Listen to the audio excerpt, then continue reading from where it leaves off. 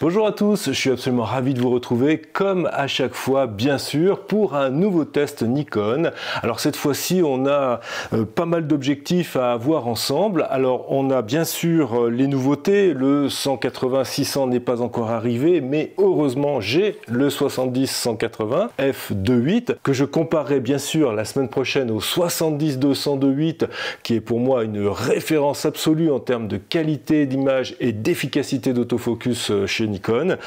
Mais cette semaine, aujourd'hui, nous avons la chance de pouvoir comparer deux objectifs zoom grand angle, les standards bien connus que tous les photographes ou presque ont dans leur sac. Je veux parler bien sûr du 24-70 f2.8 série S donc de chez Nikon et le Tamron badgé Nikon 28-75, une focale très légèrement différente, un encombrement et un poids également un petit peu différents. Même si, dans les faits, je vous le dis tout de suite, je trouve que au niveau poids, encombrement sur ces deux zooms, on est assez proche, ce qui est plutôt assez différent du 70-180 par rapport au 70-200 où là on a une vraie différence. Un tout petit mot encore sur les prochaines semaines qui vont être encore très chargées. J'espère vraiment avoir le temps de réaliser tous les essais pour pouvoir vous offrir ces tests. Alors bien sûr le très attendu et en retard 180-600 qui normalement sera là début septembre. Dès que je peux en avoir un, et ça devrait être assez rapide grâce bien sûr à Christian Cromaria de chez Camara Cournon Clermont-Ferrand. Merci encore une fois à lui et à toute son équipe. C'est grâce à eux que je peux vous proposer tous ces tests. Et donc début septembre, normalement le 180-600 arrivera ici même pour un test très complet, ce qui me permettra également de finaliser le test du Z8. J'attends ce 180-600 pour finir de tester ce boîtier avec en particulier des essais assez poussés sur l'AF dans des conditions difficiles, sur des oiseaux avec des fonds chargés. C'est là encore que je trouve que ça pêche. Je veux vraiment vérifier cette partie-là sur ce dernier zoom pour pouvoir vous offrir le test complet du Z8. Bien, alors aujourd'hui, ce qui nous intéresse, ce sont ces deux zooms extrêmement performants, les deux, vous allez voir ça, avec toujours quand même, je ne vais pas déflorer la conclusion, mais je dois avouer que les séries S de la gamme Z et ce 24-70 en fait partie, tout comme le 70-200, sont vraiment des optiques d'exception, elles sont très très bonnes. Et ce petit dernier, le 28-75, va avoir fort à faire en termes de qualité pour rejoindre son aîné. Alors, on va tout de suite, bien sûr, parler des prix. Vous les voyez affichés à l'instant sur votre écran. Vous voyez qu'il y a quand même une très grosse différence. Alors ça, c'est l'argument choc, plus que le poids ou l'encombrement. Je vous le répète, même si sur la fiche technique que vous avez sous les yeux, il y a une vraie différence, dans les faits, en pratique, en reportage, c'est pas si important que cela. Je crois vraiment que la grosse différence entre ces deux zooms, c'est d'abord le prix, c'est ça le point le plus important. Avant de vérifier ensemble la qualité respective de ces deux zooms, permettez-moi de vous remercier une nouvelle fois pour tous vos encouragements, tous vos messages. C'est extrêmement sympathique, ça m'encourage, ça me fait vraiment plaisir. N'oubliez pas de vous abonner si ce n'est pas fait, ça me permet aussi d'avoir une certaine crédibilité par rapport aux marques quand je demande du matériel en prêt pour vous offrir ces tests. Bon, c'est pas le tout, mais maintenant on va aller vérifier à la fois sur le terrain et en studio la qualité optique de ces deux zooms pour vérifier si le petit dernier rejoint son aîné en termes de qualité optique et d'agrément d'utilisation.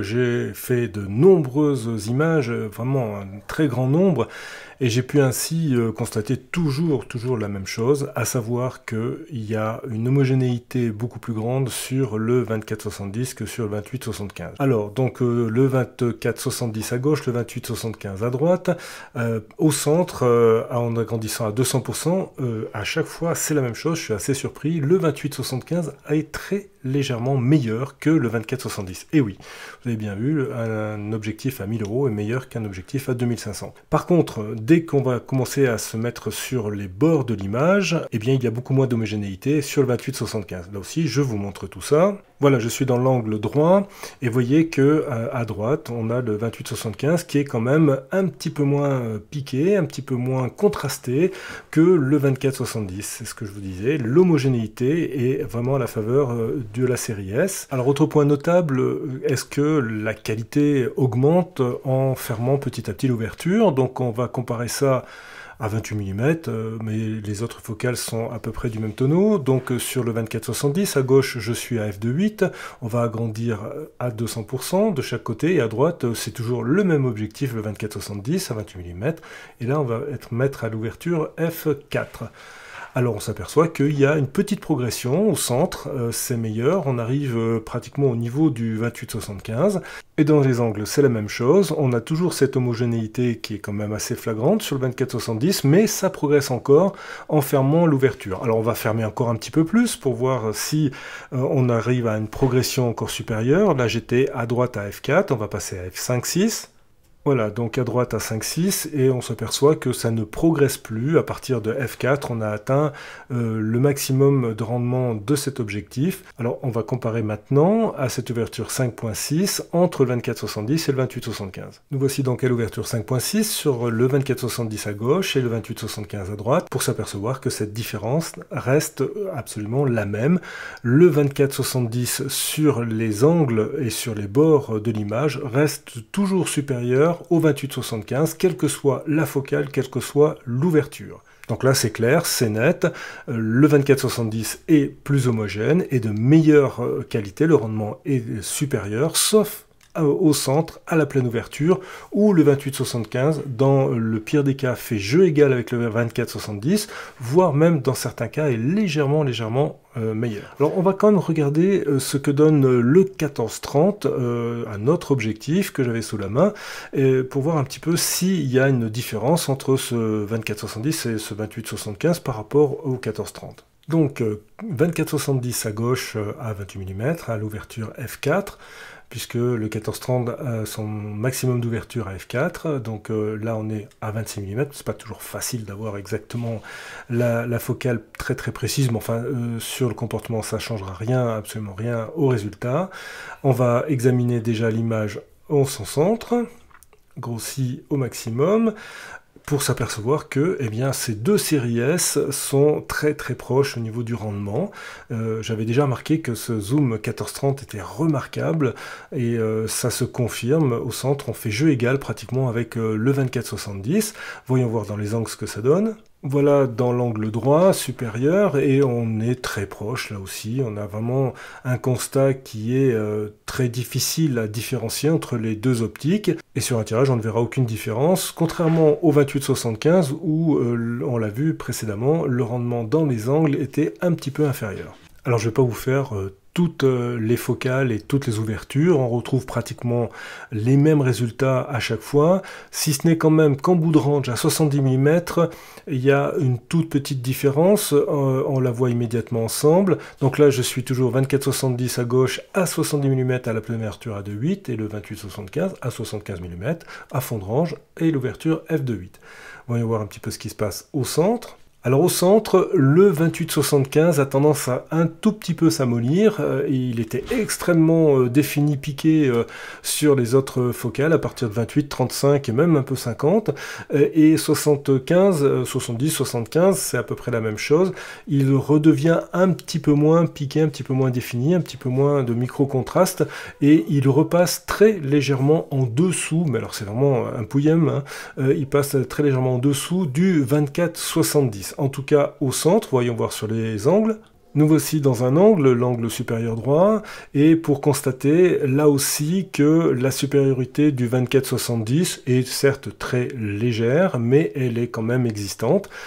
C'est un petit peu plus homogène, un peu meilleur que le 28-75, qui donc en bout de range commence à avoir un rendement qui baisse un petit peu à la fois au centre et sur les bords de l'image. Alors un deuxième exemple, toujours à fond de range, 70 mm sur le 24-70 qui ce coup-ci est à droite, et 75 mm sur le 28-75 à gauche, toujours à la pleine ouverture à 2.8. Dans un premier temps, ce que je voulais vous montrer à travers cet exemple, c'est que les images sont extrêmement proches. la colorimétrie, le contraste. Vous pouvez mélanger absolument les images provenant de ces deux objectifs et dans la plupart des cas, sauf à regarder ça à 200% agrandi sur un écran relativement grand, on ne verra absolument aucune différence. Il faut vraiment aller dans les petits détails, dans les pouillèmes, et il faut bien différencier et partager aussi ces objectifs. C'est un peu l'objet de ces tests, pour s'apercevoir que sur la focale 70 mm, le 24-70, donc série S, est toujours supérieur au 28-75, quel que soit l'endroit où on regarde l'image, au centre, sur les bords, dans les angles. Bref, il y a une petite différence en termes de définition, de micro-contraste, à l'avantage du 24-70. C'est bien le moins qu'on pouvait attendre de cet objectif, 2,5 fois plus cher. Je tiens quand même à vous préciser que dans 99% des cas, vous ne verrez pas de différence, ou très peu de différence, entre ces deux objectifs. C'est quand même une chose remarquable pour un transstandard à 1000 €, un petit peu plus de 1000 €. Il fait vraiment bien le taf. Alors, comment différencier ces deux objectifs? C'est la question que je me suis posée, arrivé à ce moment du test. Et effectivement, il y a quand même des vraies différences. Il va falloir un petit peu aller les chercher autre part. Alors, bien sûr, le prix, je vous en ai déjà parlé, mais autre chose importante, c'est la différence de focale entre 24 et 28 mm, c'est ce qu'on va voir tout de suite. Alors une différence entre 24 et 28 mm, c'est très facile à visualiser, je vous montre ça immédiatement. Voici donc l'image à 24 mm, et voici l'image à 28 mm. J'ai bien évidemment pas changé de place. Mais bon, là on se rend pas forcément exactement compte de l'importance de ce changement de focale entre 24 et 28. On va aller sur une autre situation de reportage classique, vous allez voir qu'on peut peut-être s'en rendre un petit peu plus compte. Alors dans un environnement un petit peu plus resserré, confiné, c'est là où un grand angle est quand même très intéressant. Donc là, à l'intérieur d'une voiture, classiquement pour un reportage, ça peut être intéressant. Et on est à 24 mm, on passe à 28 et vous voyez que là, ça devient vraiment beaucoup plus réduit. Je vous remets le 24. C'est un petit peu plus ouvert. Mais il faut bien avouer que 24 mm, moi, dans ces environnements très exigus, ça ne me suffit pas. Et je vous montre ce que j'ai fait ensuite. Je suis passé à 14 mm. On a une focale qui permet d'avoir un rendu vraiment parfait. Et c'est grâce à ces super grands angles, les 14 mm, enfin entre 14 et 20 mm, qu'on peut avoir vraiment un rendu qui est satisfaisant dans des endroits très exigus. Donc vous voyez qu'effectivement, il y a une différence entre 24 et 28 mm, mais pour photographier des endroits très très étroits, où vous avez très peu de recul, il faudra trouver d'autres solutions. Alors les solutions, elles sont au nombre de deux, soit avoir un autre objectif, comme le 14-30, soit éventuellement faire un assemblage panoramique en prenant plusieurs images, et c'est très facile à faire sous Lightroom, je vous montre ça tout de suite. Donc là, on se retrouve avec 14 mm, avec donc ce super grand angle 14-30 que j'adore entre nous, hein. C'est vraiment un objectif qui est de très haute qualité, pour avoir un bosquet de plantes dans son intégralité.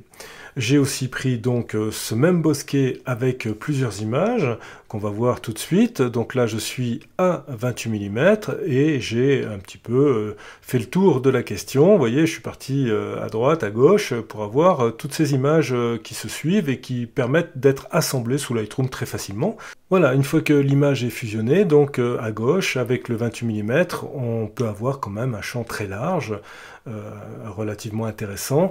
Bon, on n'a pas tout à fait la même perspective avec le 14 mm, hein, qui permet d'avoir une image qui est à la fois très large et très haute, hein, puisqu'on a un champ qui est extrêmement important, mais il suffirait d'avoir un nombre de vues supérieur sur la prise de vue à 28 mm, en particulier ici au-dessus en prendre un petit peu plus, et ici en dessous en prendre un petit peu plus, ne serait-ce que 9 images, hein, 3 en latéral, 3 au-dessus, 3 en dessous, et on arriverait à un rendu relativement proche, pas tout à fait identique, mais relativement proche au 14 mm. Avec quand même une sacrée manipulation, faire ces 9 images, penser à ces raccords, faire ensuite la fusion d'images dans Lightroom, enfin, etc., etc. Donc voilà, il faut bien prendre en compte cette différence de focale entre le 24 et le 28 mm, c'est le point de départ de notre petite réflexion, je vais un petit peu digresser, mais on a donc des solutions pour arriver à quelque chose d'une image beaucoup plus large et rattraper un petit peu ce manque entre 24 et 28, sans toutefois atteindre l'excellence du 14-30 et ce côté très pratique, très commode, très rapide du zoom super grand angle. Donc oui, il y a une différence entre 24 et 28 mm. Dans certains cas, ça peut être un peu gênant, mais ça ne sera pas de toute façon aussi important que sur un zoom super grand angle comme le 14-30. Autre point important, s'il en est, c'est le bokeh, le fondu d'arrière-plan. Est-ce qu'il y a des vraies différences entre un 24 mm à 2.8 et un 28 mm à 2.8? Eh bien écoutez, non. Non, franchement, pourtant les deux objectifs présentent des constructions assez différentes et bien je le répète, des prix aussi très différents. Et si on analyse un petit peu plus précisément l'arrière-plan, on va se retrouver à des choses qui sont très très comparables, très semblables, avec un fondu qui est très progressif, très doux, avec des arrière-plans qui sont bien estompés, y compris à 24 ou 28 mm.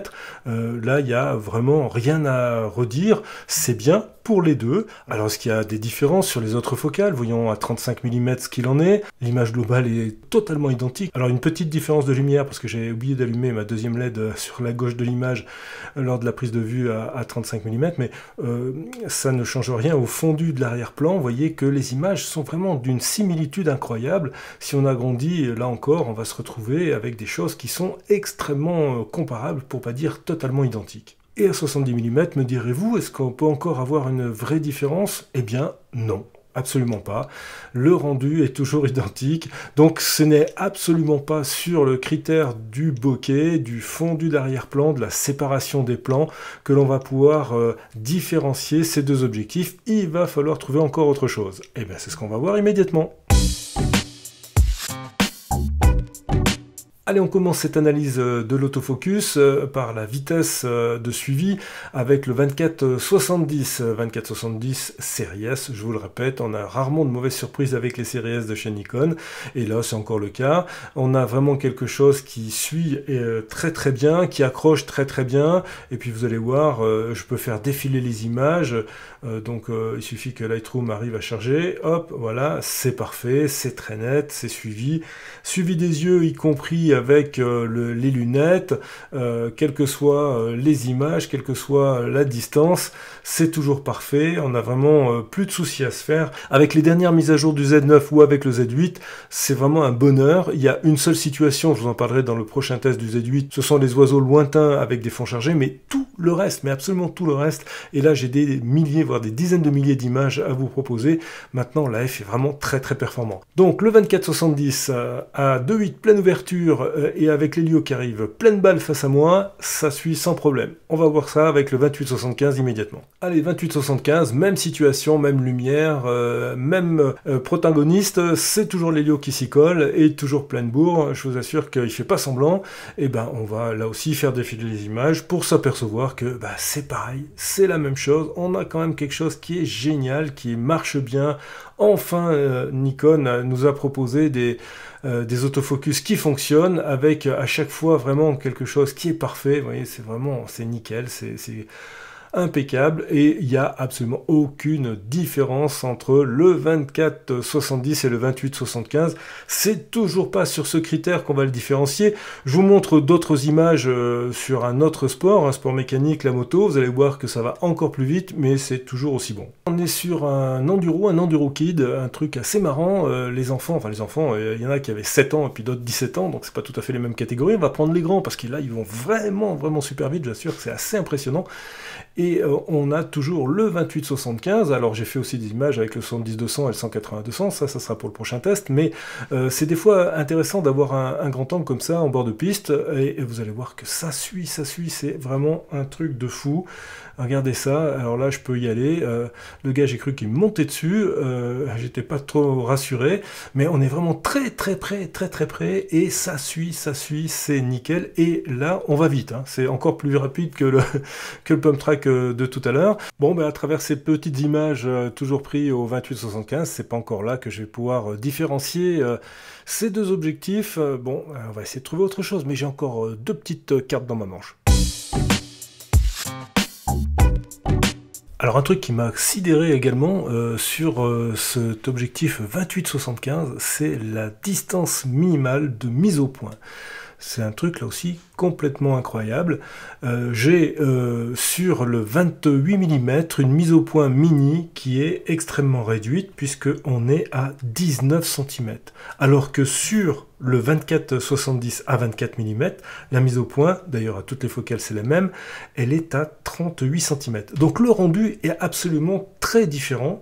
Voilà ce que ça donne. C'est quand même incroyable d'arriver avec ce 28-75 à être aussi près, à avoir vraiment quelque chose qui soit pratiquement de la proxy photographie.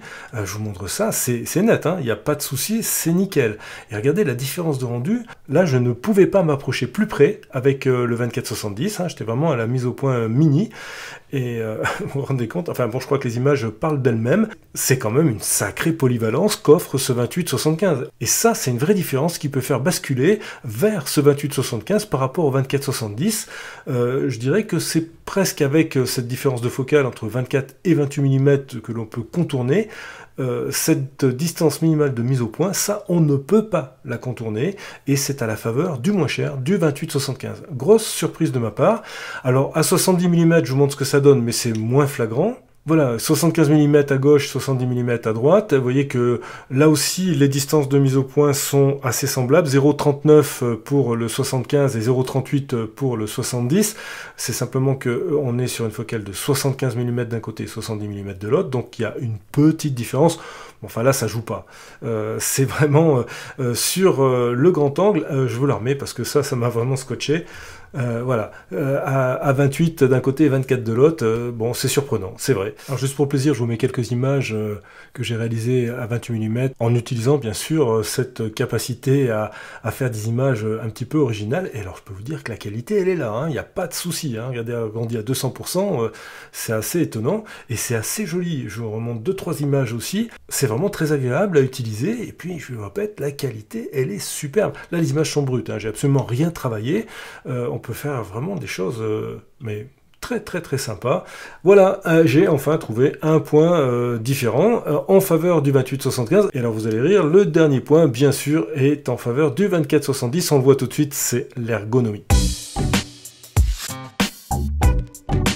Alors heureusement que l'AF est quand même efficace, hein, parce que franchement, la bague de mise au point ici est vraiment très petite, très mal commode, pas bien placée, elle est très longue à manœuvrer, et puis là vraiment, c'est trop étroit, c'est vraiment, on a à peine le pouce dessus, enfin bon, ça rime à rien.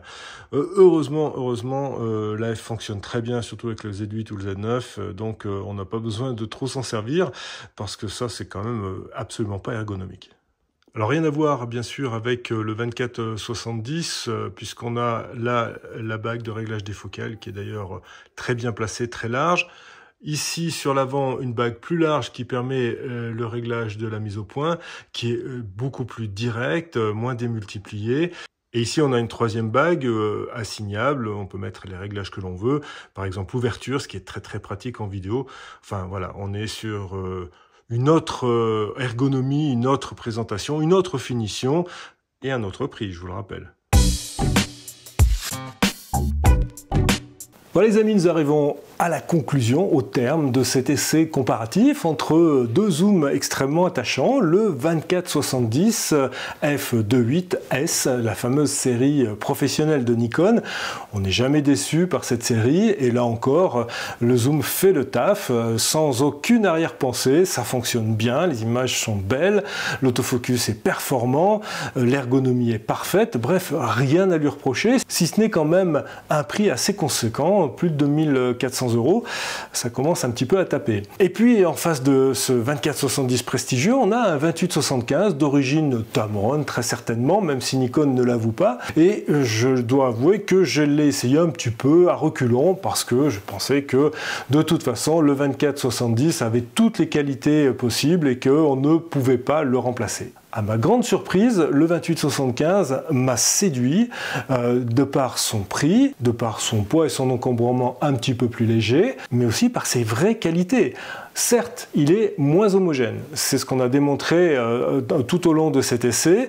Le centre est toujours parfait, les bords et les angles un petit peu en retrait, et ce n'est jamais de la même qualité que le 24-70, même en fermant un petit peu l'ouverture. Mais ce n'est visible que sur de très grands tirages, ou lorsque l'on visionne les images à 100 ou 200% sur un ordinateur avec une taille d'écran déjà respectable. Sans cela, les images seront très semblables entre le 24-70 et le 28-75.